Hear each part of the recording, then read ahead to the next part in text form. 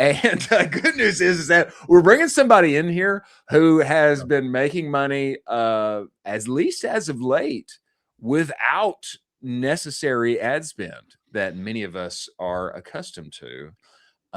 He's the founder of the Lounge Edit. He's got a live selling academy, and he's gone from 0 to 3, I think probably $400,000 revenue generated on Whatnot. Again, listen to the name, Whatnot. If you have not heard it yet, you need to wake up. Wake up. This guy's doing $1,000 and more every hour he is on the phone, and he's going to give us his playbook, his story, what he's been doing, and what is the path forward for the internet ecom 4.0. I'm talking about the one and only Kip Roland. Kip, get inside the show, sir. We want you in here. There he is. Woo! Oh. I came to rock it. I don't know. I had to. Actually, no. It's my grandpa's. This is my look. This is always my look. It's very fitting. It's very fitting, Kip. Disregard the tag that is on the back. Oh, look at a lot of people from Texas just consider Arkansas, Northwest Arkansas. It's just kind of like cousins anyway. Okay. And so I think the cowboy hat is very fitting, and it's a good look on you. Appreciate that. You could cut the tags later, but it's up to you. Up to you. And Kip, I recently discovered you on Twitter, now called X. And man, your story is compelling to me. My understanding is that you're an Amazon reseller. Your account gets shut down inexplicably. No description, no way to revive it. And basically you're like left in a lurch. And I think it got shut down for like 180 days or something like that. 6 months, kind of crazy. Man, give us background on what happened and how you got pushed into live selling, getting on Whatnot, and I would suppose now TikTok auctions, things like that. Give us the background on how you got here, brother. Yeah, of course. It's it definitely is exactly as you describe. I wake up one day and my wife's due like February 13th or something. I wake up February 1st and there's an account violation. We had done $1.7 million in revenue on Amazon in 2024. And you wake up 2025 and they're like, can't sell anymore. So, and that's kind of, you run the risk, right? If you're an Amazon seller, you run that risk. Unfortunately, it was a lot of technical issues of things that I could have avoided it if I had deleted the right thing, and very technical issues. And yeah, it ended up costing me probably $50,000 to $80,000 in inventory that's lost. And yeah. So, son's about to be born. First son's about to be born. I got to make money for the family. And I talked to some people, some of my suppliers about like, well, what's next? What should I be doing? And they bring up Whatnot. And I thought, what do you think about Whatnot, right? Like before you heard of it, you're like, no. Yeah. Nobody's buying stuff like this. Yeah. So, backs against the wall, you got to do what you got to do. So we went live, and that first week was pretty crazy. And I saw the potential. Like it just clicked. It just clicks. Once you go live once, it clicks with you. You understand it. And since then it's been over 14 months now. And yeah, we're going heavy on TikTok the past 90 days. And I really like that opportunity as well. And go ahead, Colin. Well, Kip, if I'm on Whatnot, how am I a successful seller on Whatnot? What do I need to be doing? You just said, hey, you have to go live one time. What did that first time tell you? And then how am I going to be successful if I need to go online and am I doing the TikTok dances? What am I doing? How do I get people entertained? I can do the TikTok dances if you want me to, but tell me how to do it. Fortunately, we don't have to do any TikTok dancing. You don't have to. You don't have to. Okay. It seems like you kind of want to. You probably could. I'm ready. No, but it's entertainment mixed with shopping. And so if you have a good product mix, most of it is liquidation. Most of it's customer returns or overstocks that people are selling. And so if you have a good mix of overstock, liquidation, customer return, whatever it may be, and you're entertaining and you can relate with your audience, that's the mix right there. Some people have a little bit more than others. Some people have a little bit more entertainment than others, but that's the mix. So Kip, you've what it sounds like you had established relationships with suppliers, because of what you were doing reselling on Amazon, and Amazon gets shut down. Now you're talking with them. They're saying, well, why don't you try this on Whatnot? And, similar product or maybe slightly different, but you're taking liquidation products, you're going live there. Everybody's looking for a deal. I mean, my first experience with the platform, I'm seeing Pokemon cards, I'm seeing some apparel. I just kind of, at first thought, I just thought like, this is kind of like really niche, probably wouldn't work for everything.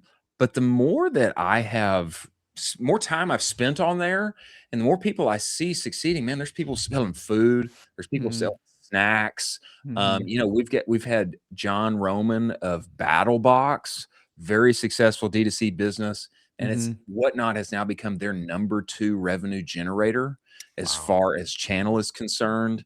That's not cannibalizing their .com sales. Here, you looking it up right now? Yeah, I'm looking at BattleBox.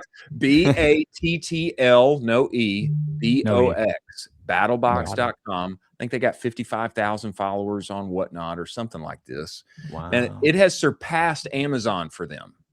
Wow. And so I am now fully bullish. I'm fully bullish. Not only is this the path for creators, wise resellers, small businesses, I'm fully convinced that there's a path here for the typical D2C brand that's dumping money into Facebook to infinity. I'm convinced there's a path here. But there's got to be some kind of playbook to this. I would imagine, let's say I get on there tonight, I would imagine I'm probably going to be live selling to an empty room if I don't do a few things right. I mean, and brother, I've heard you started with appliances and did sold everything in that first session. I mean, how did that happen? How'd you actually get people in there and sell out your inventory? Yeah. Well, that's the main question. How do I get more people in my room?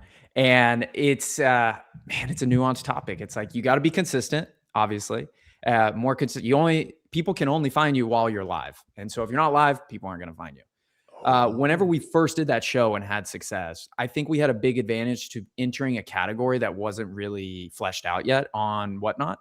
We're one of the only sellers at that time selling that stuff. And so if people were interested in that category, they were going to land on our page and find us. If you join now and try to sell fashion, there's a lot of saturation in that category. Okay. That's not to say you can't have success. You're just going to take a little bit more time, and you have to find more. You have to differentiate yourself more than just, I'm a person who sells stuff. And that's what we teach in our live selling academy. Is like, don't be a person who just sells stuff. It's live shopping. Like you can do more than just be a person who sells stuff. And so what you're talking about in the brands is super interesting to me as well. Like, how can brands use this platform? How can brands use live selling, live auctions specifically? I think that's super exciting going in like the next year, couple of years. Well, we covered a story on the show yesterday of a kid who basically would do half-court shots live on Whatnot. That was from Kip. I actually watched that the other day. That was from Kip. Yeah, that was directly from you. And do you have any other niches where you're like, hey, I don't have the bandwidth to execute on this, but I wish I was this kid that was shooting half-court shots? Part of me was like, that sounds so fun. Like, I would just be like, yeah, you want me to shoot half-court shots and I'll film it? I'm down. Is there any niches where you're thinking like, hey, if you got an extra couple hours and you want to mess around with it, maybe it's not brand stuff. This would be a great little avenue to go down. Oh man, I think about that stuff all the time, but I can't come up with anything off the top of my head because it's an idea like that. You would have never thought about it. Yeah. But it hits. It hits. When you see it, it hits. Like today I saw, and I don't know if this is like even legal, but it's a stream from prison. Oh, and yeah. It was I saw prison. this. Yeah. I saw this too. And Let's you know, it go. was just on TikTok, so they weren't actually selling anything. It's more like entertainment, and then people can give you tips and stuff. But it's like, I would have never thought about that, but I watched it for like 4 minutes because I'm like, what is prison like? Yeah. What is it like at this exact moment in time? Let me find out.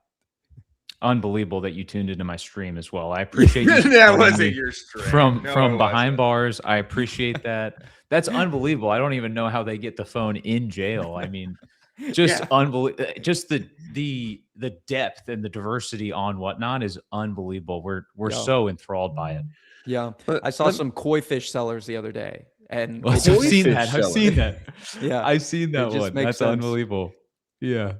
Yeah, it's funny to me. It's funny to me, like, well, we had Braden Flack on here. I think you know Braden. And essentially what he said is like, you think people won't buy that? They will buy that. Whatever that is. You know, you think people won't buy it, they will buy it. There is a market for it. And Kip, I think that there's several things at play here, like you mentioned. There's entertainment. There is getting a deal. There's like scarcity, you know, there's a time element tied to it. And then there's the auction process. And it just seems to, like, in my mind, it tingles the American brain in all the right ways. You know, we all want to be entertained. We all want to shop for entertainment. We all want to get a deal. And it's like, now I'm typing in and I'm getting that thing. Yeah.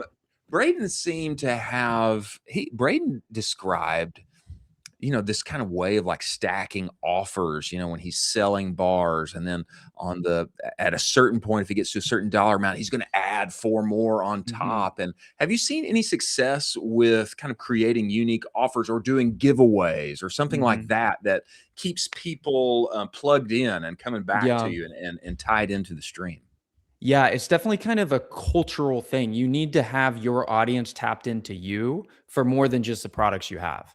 And so what we try to implement is like 20% of our live shows are special for a certain reason, whatever that reason may be. And so we tell them, hey, next weekend we're doing XYZ. It could be a big giveaway. It could be a specific lot of products we never do. It could be mystery box type things, whatever it may be. But you have to think about it like a TV show. Like, why should I tune in next episode? Why should I tune in next episode? And so we think about that a lot. In terms of what you're saying, like where it just tingles the American brain, Yeah. I think about this a lot too, is like, why does this work and where is this going? Because people are spending money on live auctions. Are they not spending money at full price places? Like, is ads, you know, CAC going to go up? Is like, what is going to happen? And I think that the auction format, it removes the customer's decision to purchase. If you started at $1 and it's $100 item, the question is not, should I buy it? It's, what am I willing to pay for it? Yeah. Like, and everybody has an answer for that. Like, it could be $2 or it could be somebody's answer is $50. And so that decision to purchase is gone. And now the question is, what am I willing to spend on it? And whenever you start everything at $1, sometimes you obviously lose your shorts, but a lot of times you're surprised at, you know, this item went up like crazy and this one didn't, but you get an understanding of the consumer psychology, and like, they may not have wanted this, but they are willing to spend X on it. They got it. That's unbelievable. I mean, we had folks on the show, and I kind of pitched this back to them, where I think there's an agency model here where basically you become the Billy Mays, and then you go out to brands and you say, hey, you know, I'm going to be your Billy Mays on Whatnot. And you have a portfolio of, you know, 8 to 10 brands underneath of you. Have you seen anybody successfully do that? Or have you seen anyone thinking about that? Because I've kind of tried to bake out that thought process, and I don't know if it's going to hit or not. Well, I've thought about it a lot, because all you need is your phone. And if you have your audience, you can tap into your audience. So you can travel around with your phone and tap into your audience. I have seen people who do a lot of consignment. And so that's part of it, right? It's like, hey, they have the audience. Let me bring my item to them and they consign it and sell it. So I think that's kind of as far as we've gone on that direction. I definitely think you're right. I think in the next 6 months, there will be something like that. Or some of these big sellers will realize, hey, I don't want to have inventory costs anymore, but I still have my amazing audience. So let me leverage that. I would dig, Kip, like, let's say, well, let me ask you, how many followers do you have on Whatnot? 40,000. Then we have like 8,000 on TikTok. Crazy. You know what I would love? I would love to see some brand that, for whatever reason, they got a bunch of dead inventory. You know, when I was at Bruce Bolt, which is a small baseball brand, but there's always a significant amount of like factory defects or stuff that got returned. You know, there's always a significant amount of that.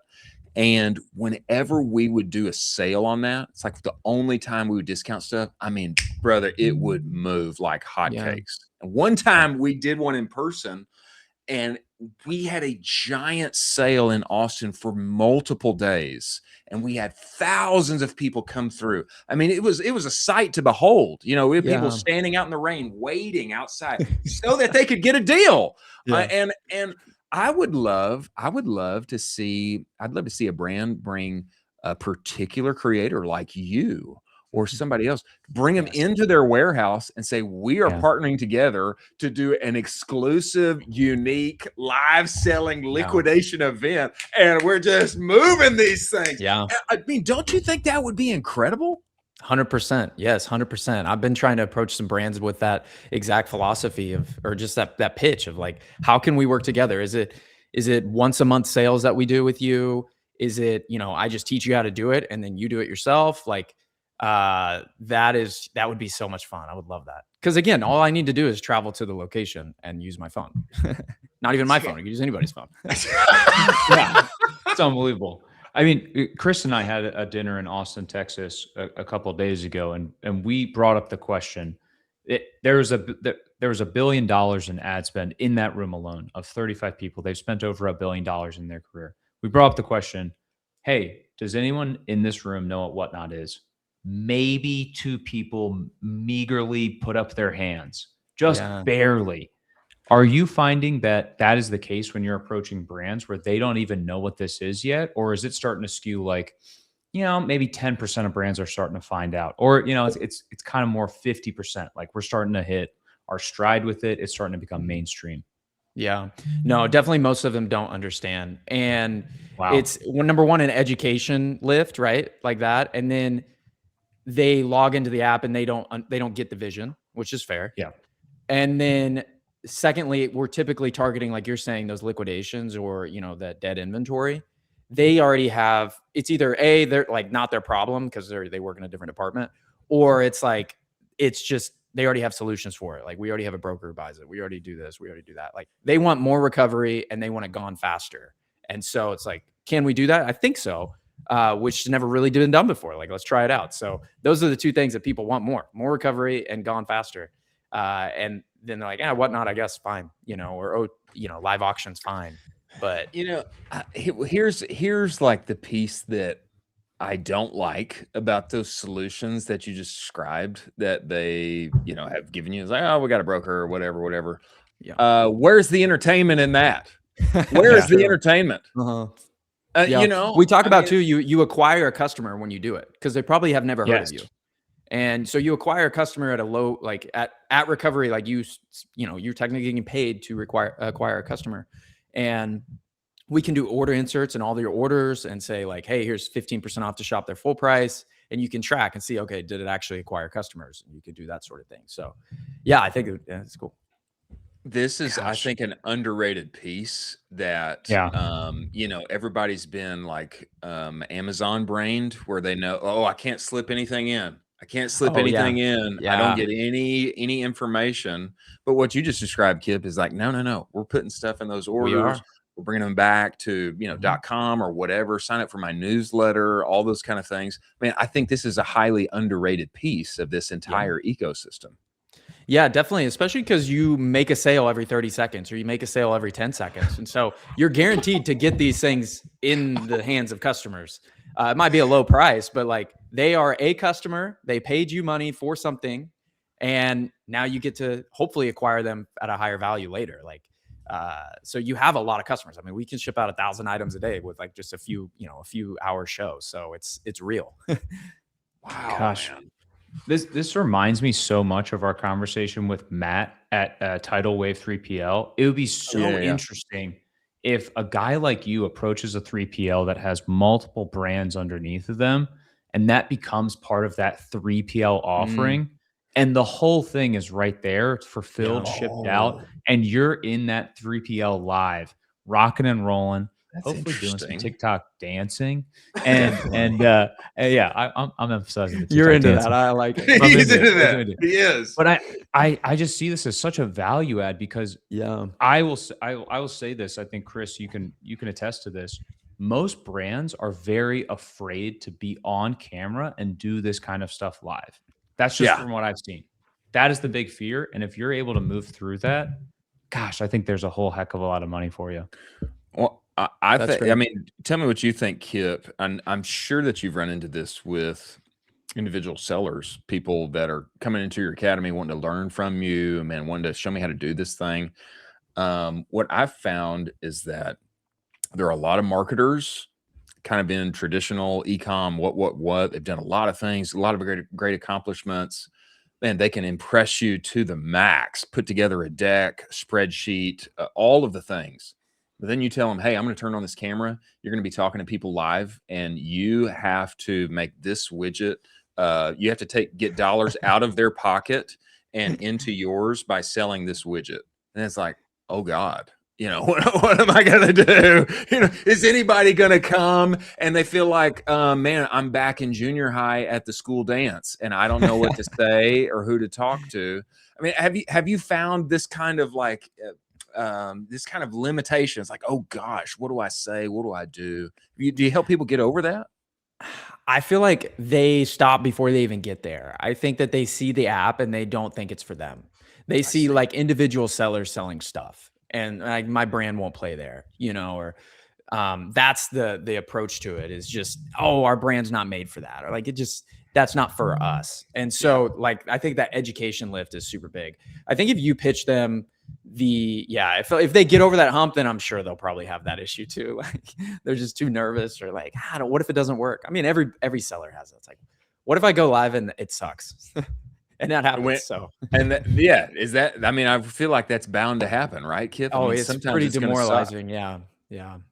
You just got to get through it. I mean, you got to have bad shows to have good shows, just like everything else. But it's like, it's demoralizing because you start off every stream, even like at our following, and like we know we will have success pretty much every show, but it's just like this one might go bad. You're kind of reluctant to hit start. And then when you do, usually you're quickly lifted by the audience and making money and making sales. That's the main thing. It's like once you make a sale, you're like, okay, this is fun. But if you don't make the sale and nobody's in there, it's really demoralizing. And so you have to get over that hump. Like it's a revolving door of viewers. And so the fact that, or just the idea that the first 30 people in there are going to be interested in what you have and make a purchase and like you is just not realistic. Like you have to go through that revolving door of people a lot in order to get 1, 2, 3, 4, 5, 6, 7, 8, 9, 10 people stick. So you have to be okay with that. And that's just the reality of it. Once you build up that audience, then you have recurring customers who like you, they know what to expect. And the algorithm pushes you to people like that and things like that. So, but that at the beginning, it takes a lot to get 10 people. It takes a lot to get 20 people. And you have to be okay with, egg on your face. So I think this is I don't know. I think this is just like an underrated piece of this that it's sweaty and the obstacle is the way. And because there's a lot of, oh gosh, like this is going to be hard. It's really demoralizing. What are people going to think? Am I embarrassing myself? It's like, if you're willing to get through that, then that in itself is a significant win, and you will be ahead of a lot of other people. But I would think, Kip, there's got to be, and playbooks to this helps on this, man. Tell people and where they can. I know you've got this live seller academy, and tell people like where to find it, what happens there, and give us the whole spiel on that, because I think you've laid out some tracks for people to get through all of those initial experiences. Yeah, no, I appreciate that. And you're absolutely right. It is like the obstacle is the way. That's a great way to put it. And so we created liveselling.academy. That's where you can find it, liveselling.academy. And so we talk about Whatnot, and we also talk about TikTok.